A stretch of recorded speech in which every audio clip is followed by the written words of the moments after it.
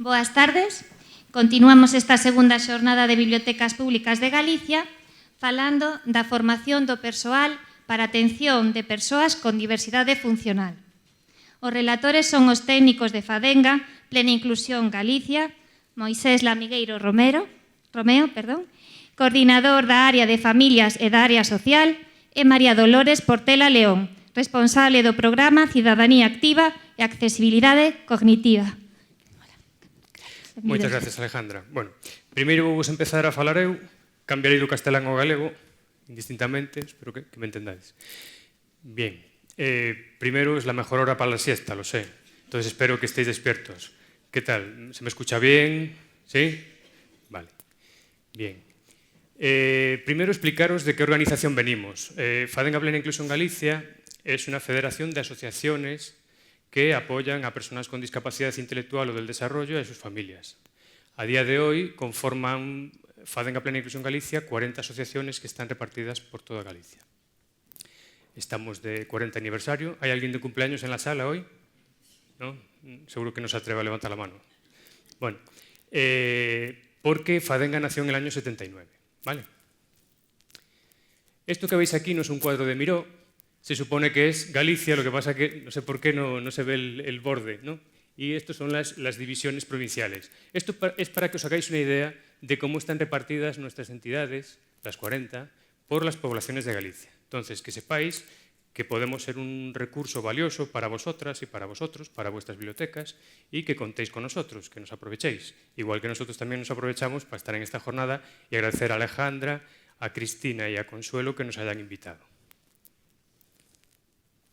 ¿Sobre qué os vamos a hablar, Loli y yo? En primer lugar, a lo largo de la mañana se ha hablado mucho de discapacidad, de accesibilidad, de entornos, de apoyos, de soportes. ¿Os suenan estas palabras de por la mañana? Entonces, yo lo que voy a tratar es de acercarme a eso, al concepto de la discapacidad. ¿Qué es eso de la discapacidad? ¿Todos entendemos lo mismo? ¿Está claro qué es la discapacidad? ¿No está claro? También os hablaré de lo importante que es adaptar los espacios, un espacio como son las bibliotecas públicas, por ejemplo, que muchas de las bibliotecas ya tenéis bastantes adaptaciones. Hablaremos también de lo importante que es adaptar los materiales, ¿no? Que haya libros en distintos formatos, en lectura fácil, audiolibros, libros en braille, libros con la letra más grande. Hablaremos también de la importancia de la adaptación de la información para que el máximo número posible de personas la comprendan, ¿no? Lo que os comentaban esta mañana de intentar que la información sea más sencilla, más fácil de comprender. También os hablaremos un poco del marco jurídico que un poco está ayudando a impulsar que las cosas cambien también, ¿vale? Porque ya estamos hablando de derechos y de derechos que pueden ser exigibles a día de hoy y que, por lo tanto, si hay algún ciudadano que sienta que alguno de esos derechos se incumplen, puede ir a los juzgados y plantear alguna denuncia.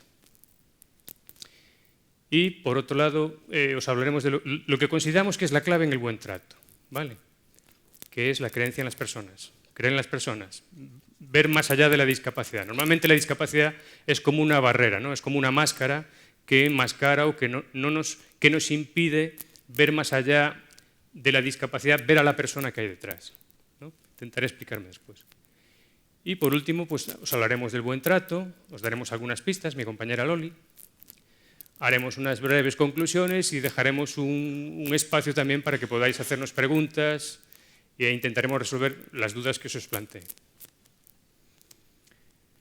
Antes de empezar, quería empezar, valga la redundancia, se ve que no estoy muy espabilado, esta reflexión del sociólogo norteamericano Richard Sennett, ¿no? Que habla del respeto. Él tiene un libro que se publicó en Anagrama que se llama así, El respeto. Y él dice: la falta de respeto, aunque menos agresiva que un insulto directo, puede adoptar una forma igualmente hiriente. Con la falta de respeto no se insulta a otra persona, pero tampoco se le concede reconocimiento. Simplemente no se la ve como un ser humano integral, cuya presencia importa. A diferencia del alimento, el respeto no cuesta nada. Ahora mejor, ¿sí? No, a ver, ¿así? Tampoco. ¿Así? ¿Sí? Vale. El tema es, si el respeto no cuesta nada, esto es, claro, es un juego de palabras. ¿Por qué escasea tanto? ¿Qué es lo que sucederá? A lo mejor no es tan sencillo esto del respeto, ¿no? Y encima, a quienes solemos faltar más al respeto es justamente a las personas con las que tenemos más confianza. Suele pasar eso también, curiosamente, ¿no? O sea que no es tan sencillo y tan fácil esto del respeto, pero para mí es una de las claves, respetar a las personas. Bien, voy a empezar a introducir qué es eso de la discapacidad. Habréis oído hablar muchas veces de conceptos como deficiencia, discapacidad y minusvalía. Lo que a lo mejor no sabíais o no tenéis tan claro, o a lo mejor sí, es que cada una de estas acepciones se refiere a dimensiones diferentes del ser humano. En primer lugar, la deficiencia alude a los déficits, daños, alteraciones que podemos tener a nivel biológico, ¿no? Por ejemplo, yo tengo una alteración en mis ojos que hace pues, que vea fatal de lejos. Tengo miopía. Entonces, el tema es, ¿una deficiencia, un déficit a nivel biológico desencadena siempre una discapacidad? ¿Una dificultad de funcionamiento? ¿Qué creéis? No siempre. Es decir, yo tengo esta discapacidad visual, que es la miopía, pero gracias a un apoyo instrumental, que son estas gafas, que me la corrige, no tengo una dificultad de funcionamiento. Claro está que no la tengo porque tengo las gafas. En el momento que me las quito, la tengo. Con lo cual, en la prehistoria lo iba a tener bien chungo para escapar de los leones, los tigres y todo esto. ¿Vale? ¿De dónde puede venir ese daño, esa alteración a nivel biológico? Hay muchas causas. Hay causas genéticas, hay causas cromosómicas, como el síndrome de Down, que es cuando se está desarrollando el feto en el útero materno, en la disposición de cromosomas hay un fallo, en el cromosoma 21, y se provoca el síndrome de Down, por ejemplo. Puede ser también un accidente. Es decir, que el niño durante su desarrollo en el útero materno esté expuesto a sustancias nocivas. Si la madre bebe alcohol o si la madre es adicta a alguna droga, por ejemplo. Otra cuestión que puede provocar un daño, una alteración, un déficit, puede venir por una enfermedad. Ejemplo clásico es la meningitis. Hay una meningitis muy agresiva que cuando un niño la padece, esa enfermedad, quedan unas secuelas que pueden dar lugar a una dificultad posterior de funcionamiento. Hay otras meningitis que no, que se cura y punto. Y no da lugar a una dificultad de funcionamiento. ¿Estáis viendo las diferencias? ¿Me estoy explicando bien? ¿Sí? Vale. Otro tema también, el daño que viene sobrevenido por el envejecimiento. A medida que envejecemos vamos perdiendo facultades, ¿no? La vista, veo mal de lejos, pero empiezo a ver mal de cerca también, me cacho en la mar, el envejecimiento. La presbicia, ¿no? Me cuesta enfocar de cerca. Eso es fruto del envejecimiento. O que estamos más duros de oído, etcétera, etcétera. Eso es fruto del envejecimiento. Ni fruto de una enfermedad, ni fruto de una alteración cromosómica, es fruto del envejecimiento. Entonces, veis que hay múltiples causas, muchísimas. Y entre, por ejemplo, las de origen genético, es un mundo también, se está investigando mucho. Aquí tenemos una eminencia en Santiago, que es el profesor Carracedo, y que cada vez estamos sabiendo más, ¿vale?, de lo que ocurre. Entonces, un daño, un déficit, una deficiencia a nivel corporal biológica no tiene por qué conllevar una dificultad en nuestro funcionamiento individual. Las dificultades pueden ser de muchos tipos. Pueden ser dificultades para hablar, para escuchar, para ver. Pueden estar mezcladas entre sí también, ¿vale? Porque una persona no tiene por qué tener solo una discapacidad. Puede tener varias, puede presentar varias. Discapacidad visual, discapacidad auditiva, discapacidad cognitiva, discapacidad intelectual, etc. Bien. ¿Qué pasa entonces con el concepto de la minusvalía? ¿De qué estamos hablando cuando hablamos de minusvalía? Bueno, la minusvalía, como dice la palabra, menos valía. Esto es en la dimensión social. ¿Qué ocurre en la dimensión social? Pues ocurre lo siguiente, desgraciadamente cada vez menos, yo creo. Esto, digamos que este es un concepto a desaparecer, ¿no? a eliminar, porque depende de cómo se interpreta socialmente la discapacidad.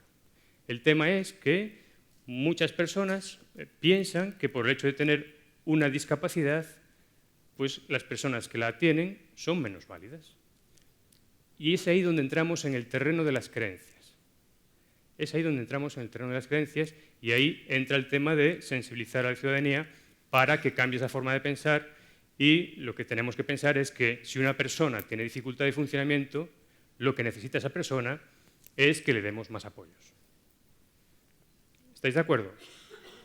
Entonces, deficiencia, dimensión biológica, discapacidad, funcionamiento individual, minusvalía, un concepto creado socialmente. ¿De acuerdo? Que espero que la tendencia con los años sea que desaparezca. Otra cuestión, la discapacidad también puede tener un origen social. Estoy quedando seco.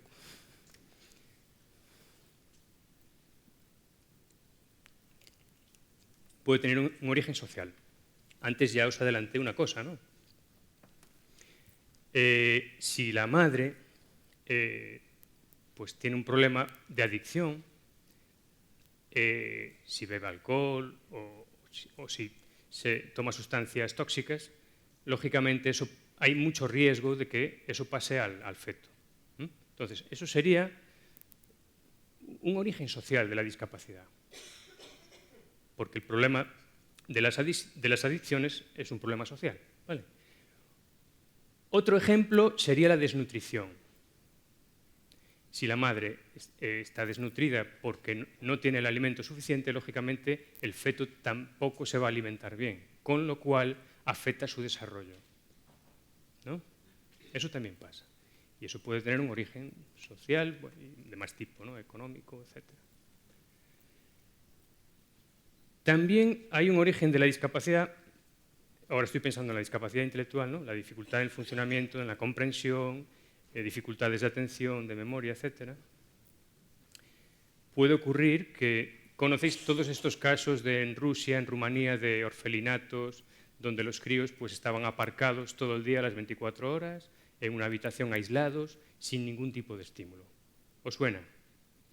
Claro, ese crío no está teniendo la oportunidad de que lo estimulemos. Los críos, ¿cómo desarrollan mucho de su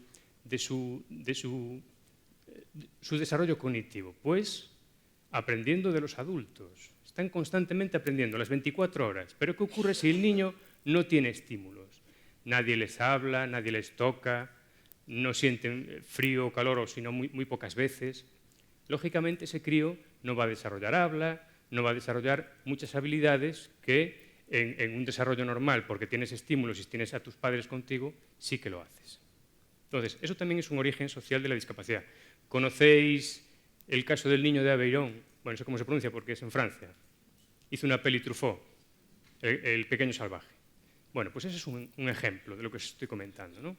Un crío que no se sabe cómo apareció en un bosque de Francia y el crío ya tenía, no sé si 6 u 8 años, y no tenía habla y como ya había pasado la edad, ya tenía cierta edad y el cerebro era menos plástico, le costaba bastante trabajo aprender cosas nuevas. Bien.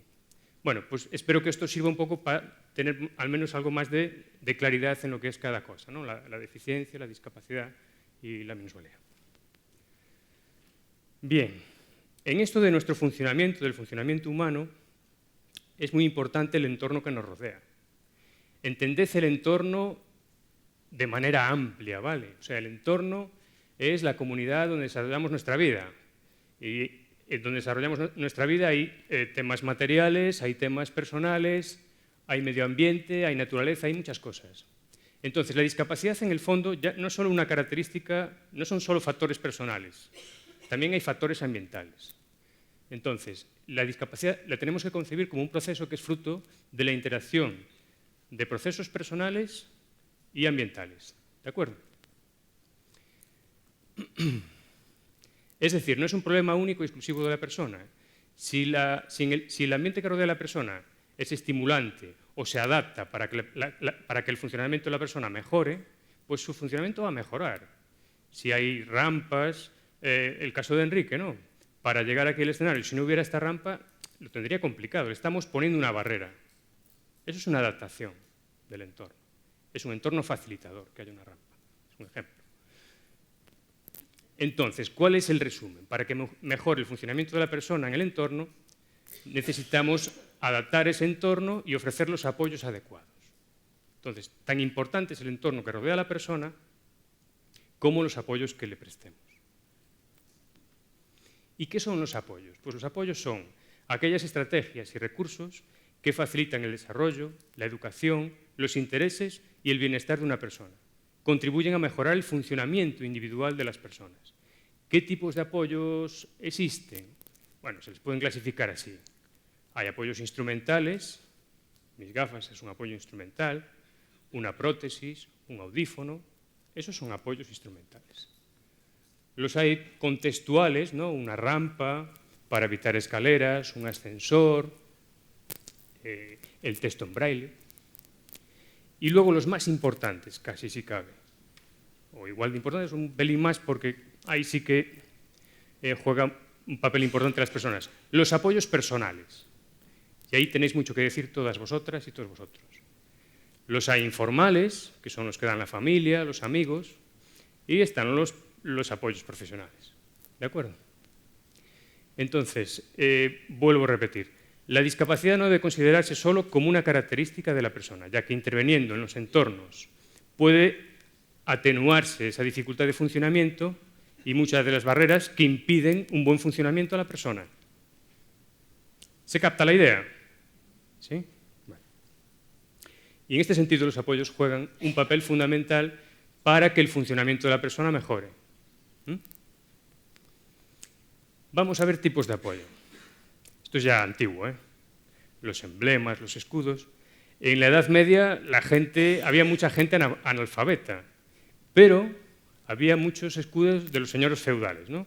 Y cuando un caballero se cruzaba con otro, iban los dos con la armadura y llevaban su blasón o su escudo, los caballeros, aunque no supieran leer, rápidamente miraban y identificaban si era enemigo o amigo. Si era enemigo se zurrarían, supongo, y si era amigo, pues se daría un abrazo y se irían a tomar unas cervezas. Entonces, ya había comunicación, ya había señalética, ya había códigos en aquella época. Bueno, aquí tenéis a Stephen Hawking, recientemente fallecido hace unos años.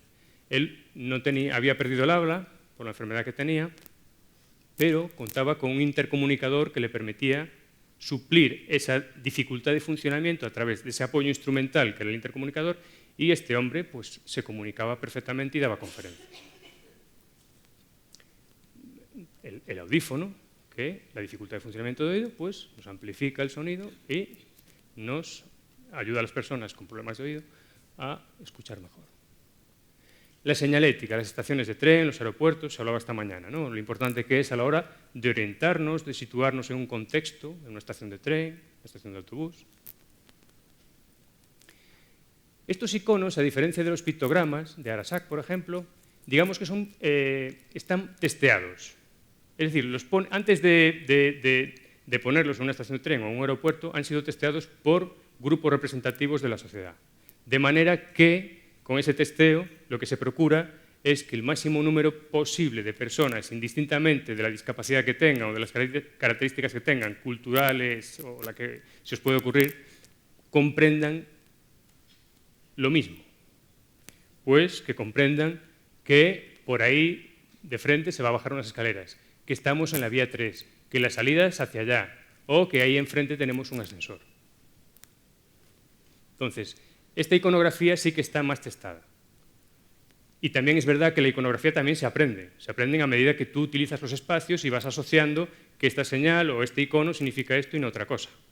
O el icono de la cafetería, ¿no? Es súper conocido el icono de la cafetería, la tacita con humeante, ¿no? Bien.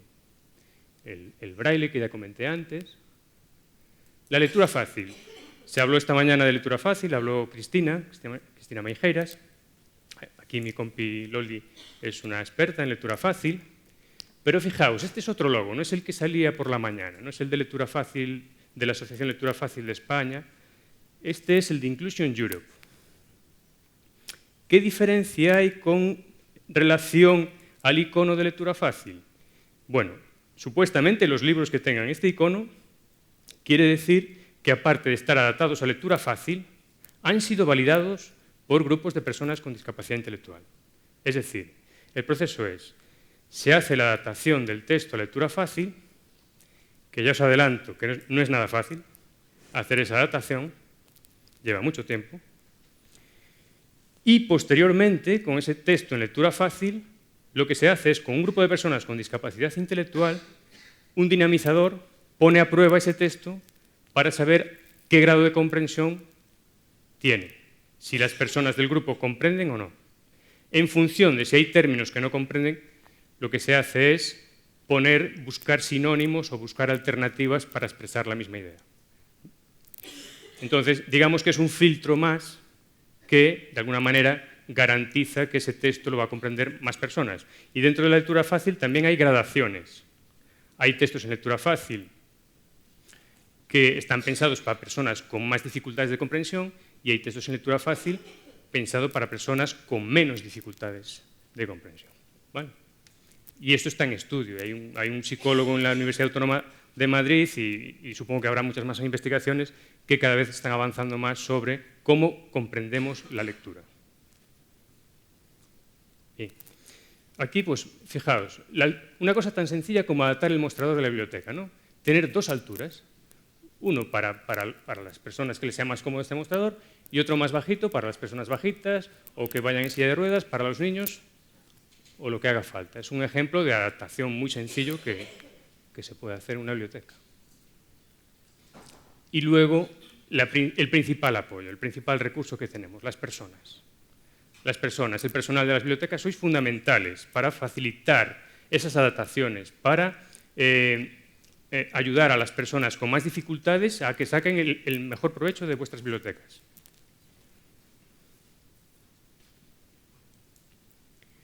Vale, el marco jurídico.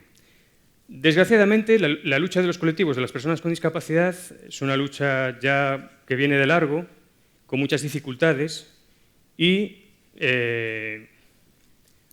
pues como las cosas seguían sin mejorar, fue necesario llevar a cabo pues, mejoras jurídicas, para entendernos.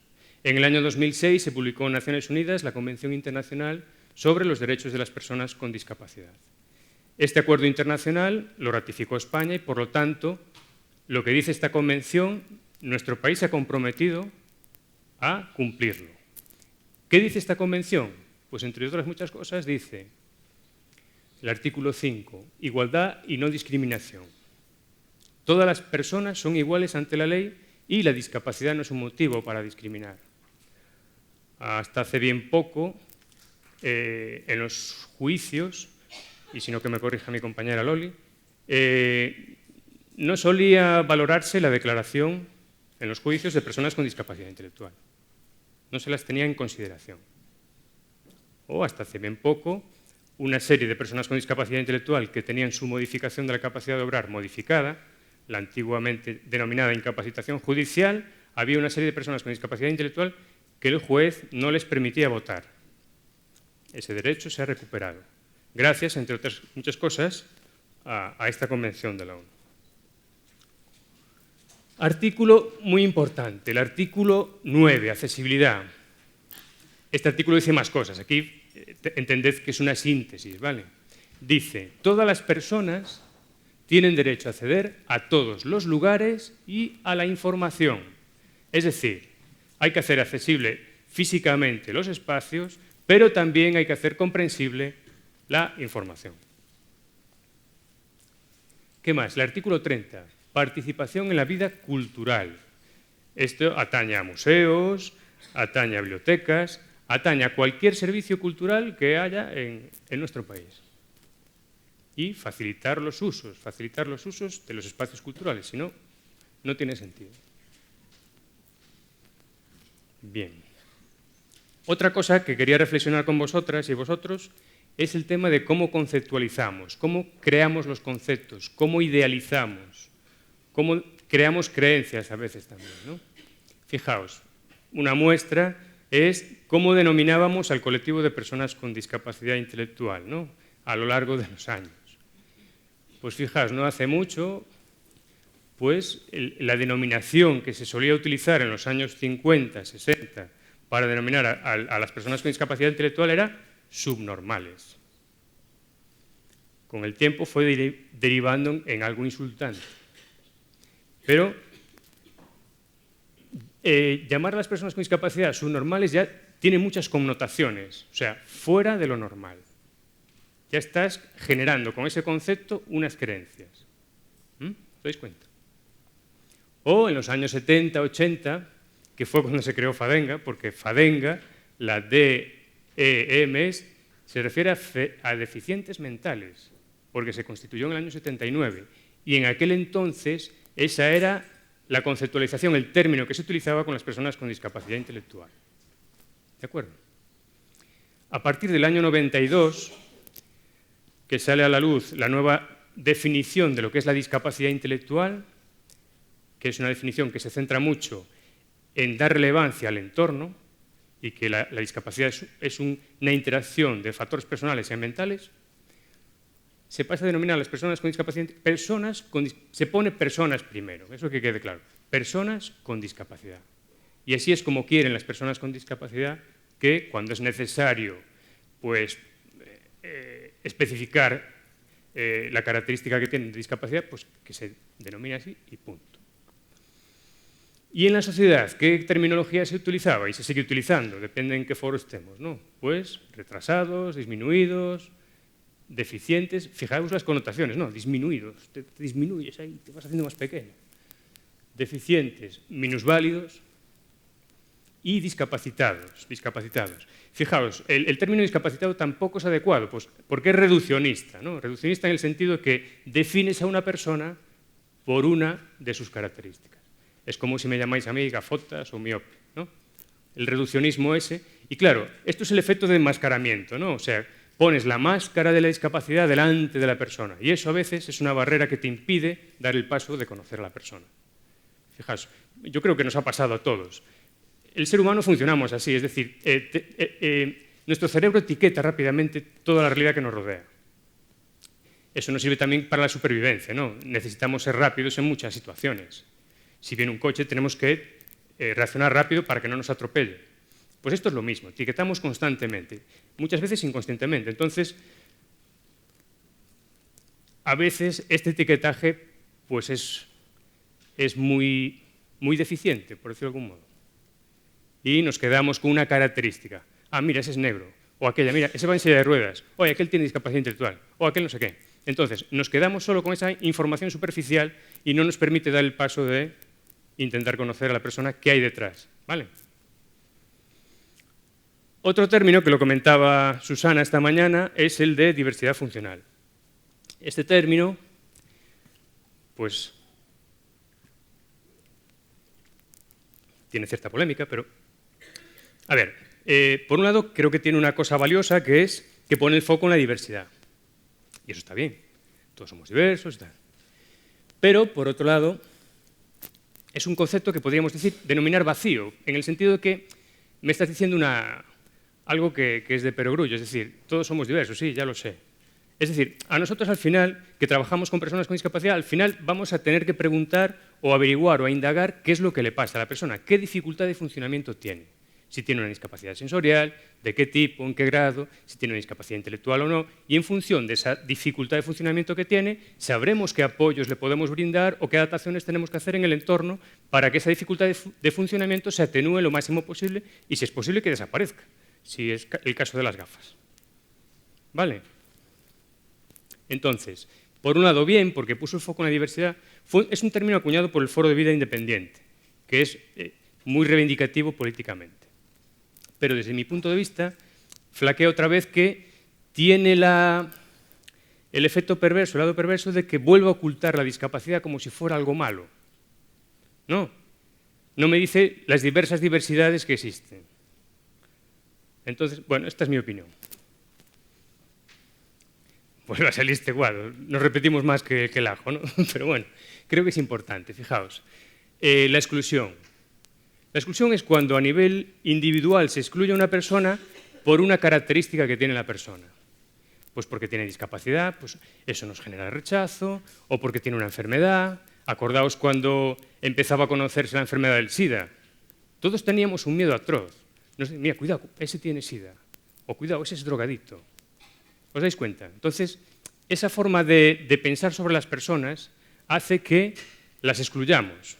Tenemos la creencia de que puede ser peligrosa, de que no sé si me puede contagiar, o no sé cómo va a reaccionar. ¿Lo veis?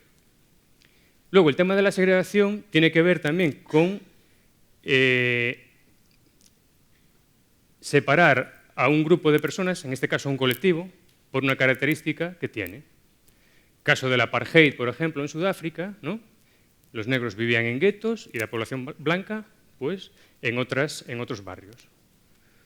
Un caso curioso es el de los judíos ultraortodoxos de Jerusalén, ¿no? Los que viven en el barrio de Mea Shearim.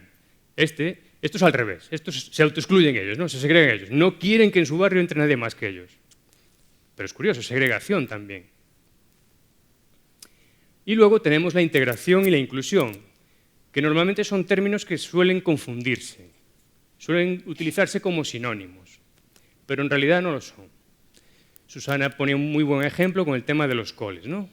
Un cole ordinario donde las personas con discapacidad están en un aula específica, aislados del resto.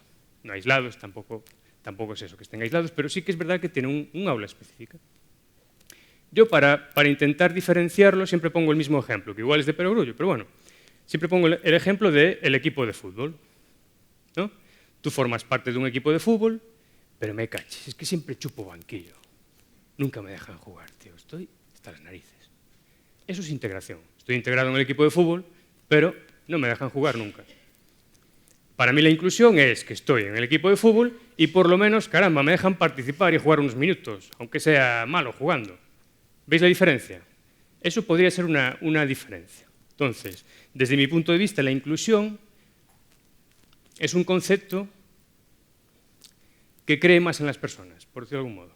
Da una oportunidad, por lo menos. Le dejan jugar unos minutos. ¿Vale? Vale.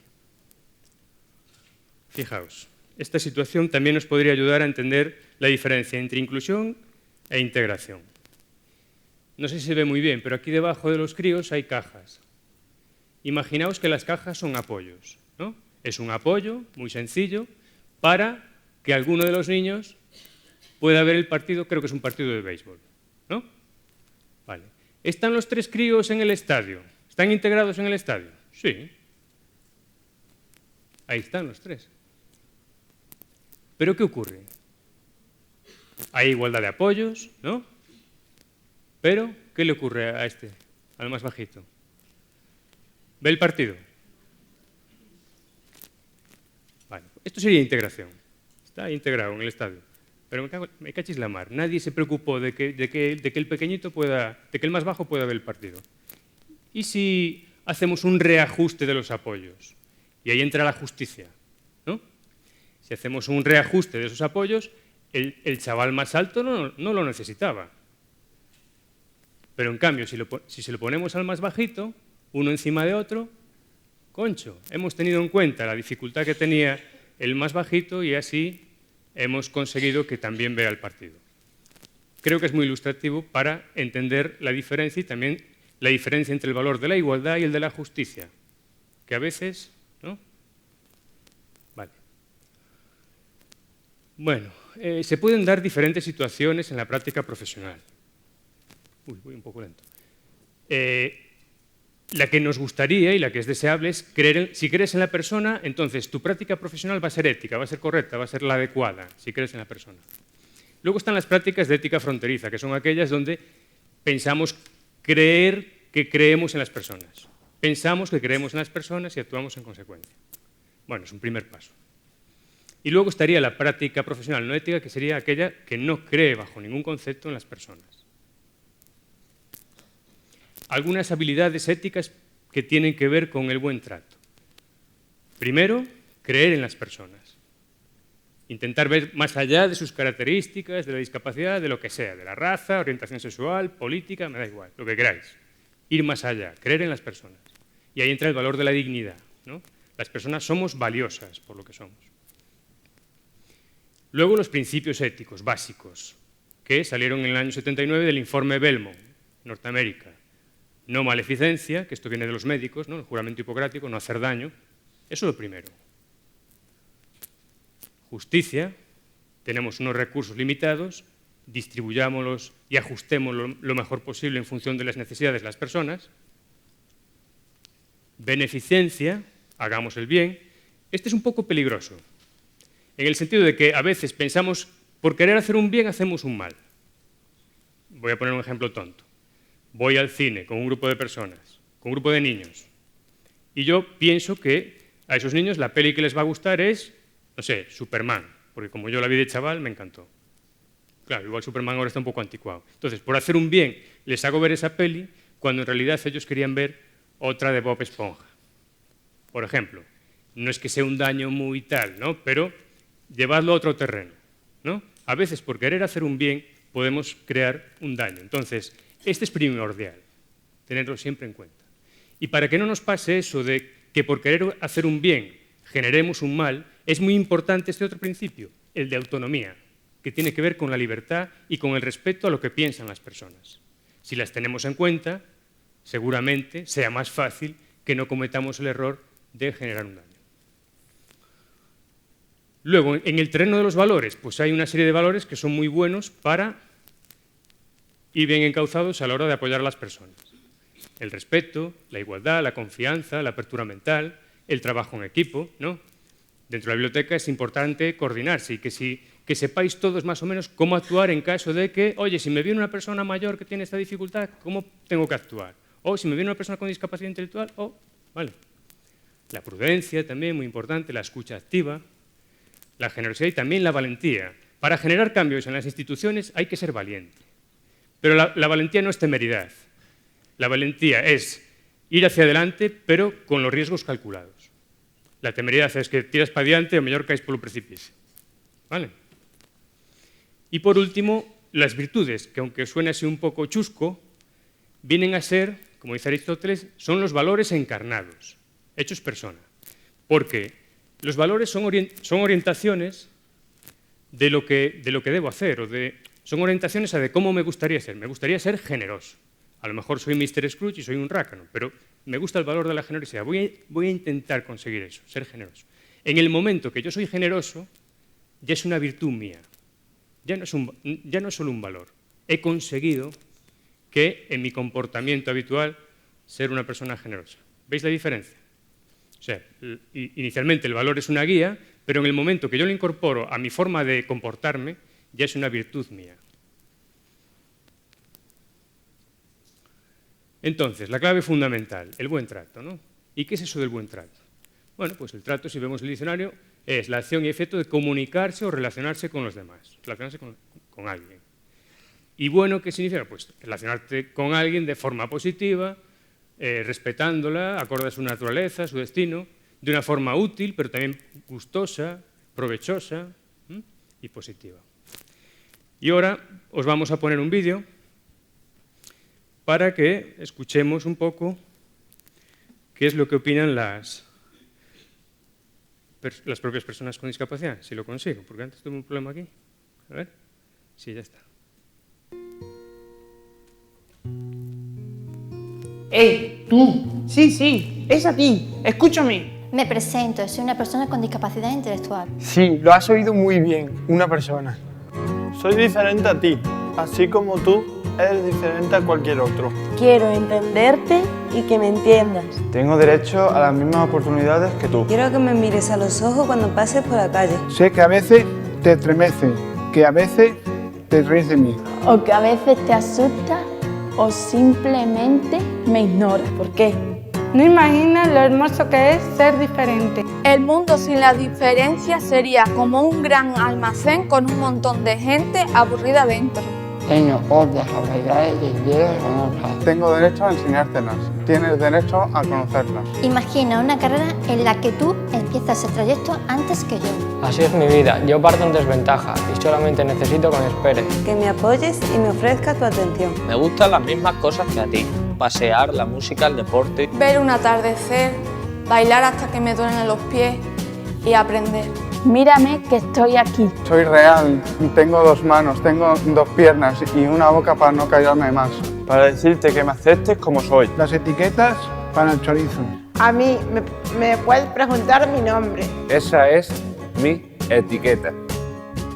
Me llamo Alberto. Me llamo Juan Antonio. Me llamo Aroa. Me llamo Moisés. Me llamo Fátima. Tengo muchas cosas que decirte. Es tu oportunidad, no la mía. Recuerda, valora la diferencia.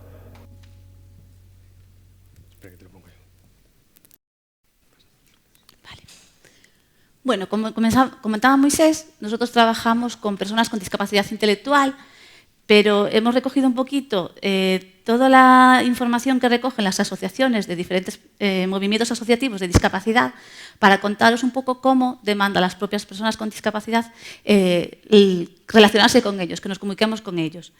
Hay unas pautas comunes a la hora de tratar con todas las personas con discapacidad que, como comentaba Moisés también antes, lo más importante es relacionarse con la persona, no con su discapacidad, centrarte en comunicarte con la persona.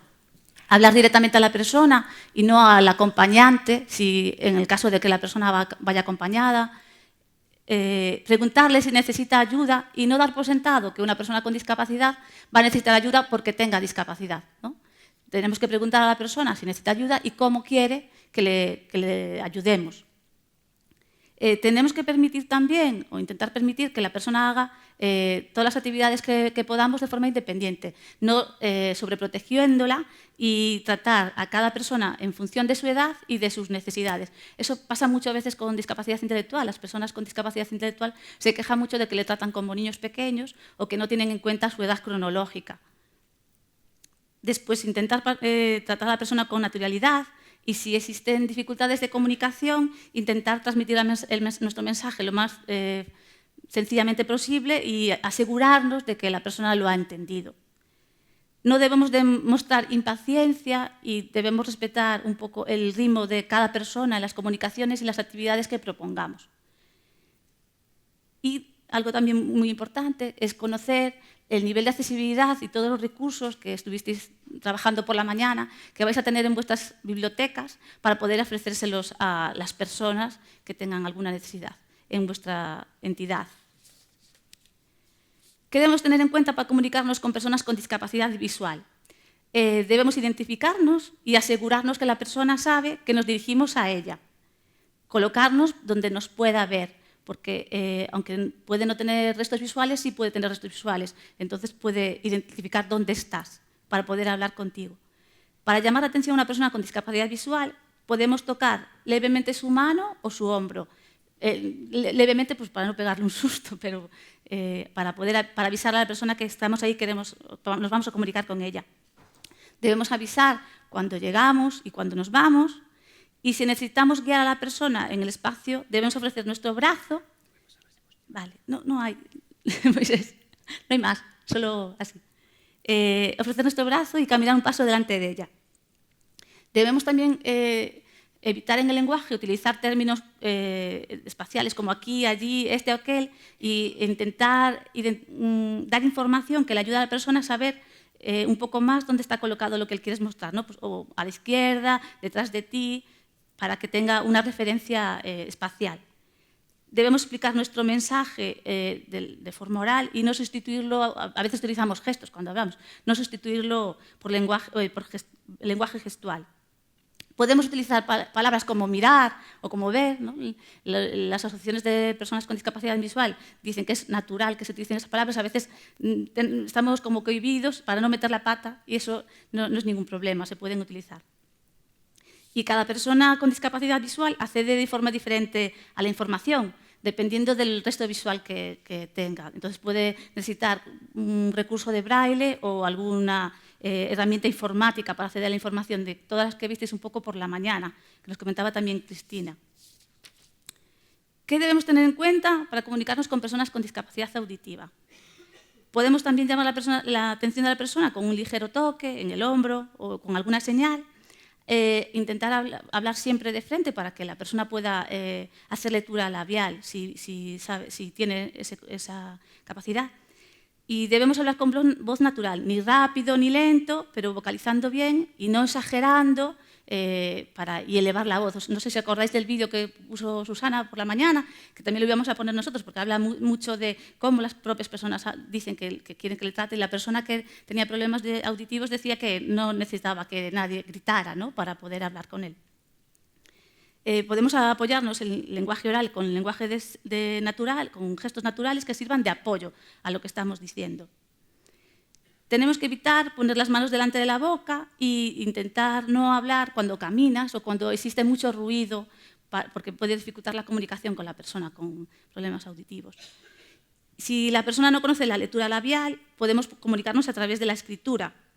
Y a ese nivel, ya lo comentasteis bastante por la mañana y también ahora por la tarde, que las personas que tienen lengua de signos, a veces esa es su lengua materna, su primera lengua. Entonces, la lengua escrita pues, pueden tener dificultades si es un lenguaje muy elaborado. Intentar que lo que tú escribes sea algo sencillo y claro. Bueno, y lo ideal sería tener una persona en la biblioteca que sepa lengua de signos, pero a veces no puede ser, ¿no? ¿Qué debemos tener en cuenta para comunicarnos con personas con discapacidad física? Las asociaciones de personas con discapacidad física demandan que nos dirijamos a las personas siempre de frente. Algunas personas con discapacidad física, a veces las personas con parálisis cerebral tienen dificultades de comunicación y debemos escuchar sin prisas y no terminar el mensaje de la persona con la que nos estamos comunicando, que intuyamos lo que va a terminar de decir. Y si no entendemos a la persona, pues debemos de informarla e intentar escuchar con calma y atención para entender su mensaje. Debemos de ajustarnos también al paso de una persona que camina despacio o usa muletas, y si vemos que necesitamos ayudar a alguien en un desplazamiento, es mejor esperar a que la persona nos pida ayuda y no ayudar, o si detectamos que la persona tiene alguna dificultad, pues ofrecer nuestra ayuda, no hacerlo directamente. Si no sabemos usar alguna ayuda técnica, como una silla de ruedas, un andador, un teclado especial, podemos preguntar a la persona cómo podemos ayudarla. ¿Qué debemos tener en cuenta para comunicarnos con personas con discapacidad intelectual? Debemos usar, las personas con discapacidad intelectual a veces tienen muchas dificultades de comprensión, sobre todo de la información, y debemos usar frases cortas, claras y sencillas para facilitar la comprensión del lenguaje, del mensaje, y no utilizar lenguaje muy técnico o abstracto. Tenemos que adaptarnos, pero como ya dijimos en las anteriores, al ritmo de las comunicaciones de la persona, y sin adelantarnos igual que al resto, como hablamos con discapacidad física, sin adelantarnos al mensaje que nos está intentando transmitir. Esperar, respetar sus silencios y su ritmo de comunicación, ¿vale? Debemos adaptar el lenguaje al nivel de la persona y podemos utilizar imágenes para apoyar nuestro mensaje, como hacéis en muchas bibliotecas con pictogramas, con imágenes reales. En el caso de que tengamos que dar algún tipo de instrucción, son muy útiles las imágenes, y las instrucciones tienen que ser claras y sencillas, y si puede ser, bueno, ya sería ideal que se acompañaran con un modelaje o con una práctica de la actividad que estás intentando transmitir. Podemos anticipar la información ante los cambios y verbalizar con la persona lo que va a pasar, sobre todo cuando estamos haciendo actividades donde se va a cambiar de actividad. Y a veces algunas personas tienen comportamientos que para los demás pueden resultar extraños, como tic o verbalizaciones o gestos inusuales, y en ese caso lo más adecuado es ignorar esos comportamientos. Y así en general son unas pautas muy generales para comunicarte con personas que tienen discapacidad, pero si tenéis alguna duda o en vuestra biblioteca queréis trabajar en este tema o intentar mejorar y formarse, cualquier entidad de discapacidad de vuestra zona seguro que se ofrece sin problemas a dar formación al personal o acompañaros en las actividades que vayáis a hacer. Tuyo es. Ay, sí, es verdad, os iba a contar. Trajimos unas fotos de un pequeño decálogo de personas con discapacidad intelectual de una asociación de la Federación, de Juan 23 en Pontevedra. Es un ejemplo de las cosas que dicen las personas con discapacidad intelectual sobre cómo quieren que les traten. Que nos traten con respeto y educación, que no nos gusta.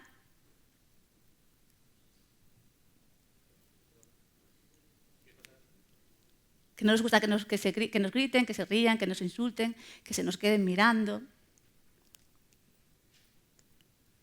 Queremos que nos cuenten la verdad de las cosas, es una reivindicación que también solicitan desde hace mucho tiempo. Que nos informen como a los demás, aunque que nos tengan que decir los negativos, que sean directos. Que no nos traten con pena y que si no nos conocen no nos hagan carantoñas ni mimos. Nos gusta poder ir a todos los sitios como los demás, que nos traten con normalidad.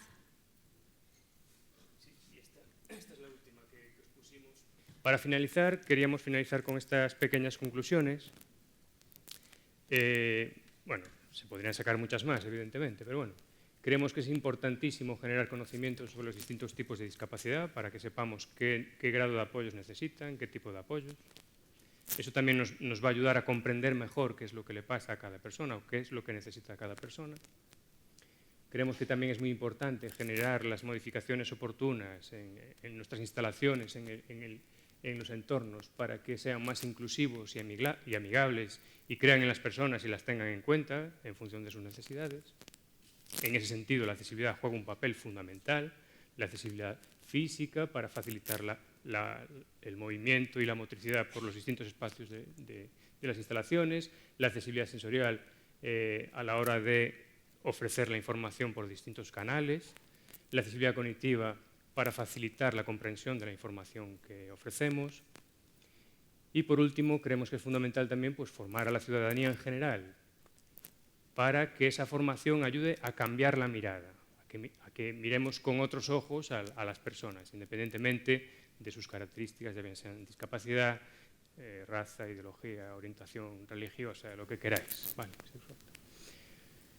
en ese sentido, pues creemos que es necesario promover actitudes de comportamiento responsables, de respeto, de reconocimiento y empatía, fomentar la autonomía de las personas en la medida de lo posible, ofreciendo los apoyos adecuados y dándoles la oportunidad de desarrollo y aprendizaje, no dar más apoyos de los que precisen, sino los ajustados a sus necesidades.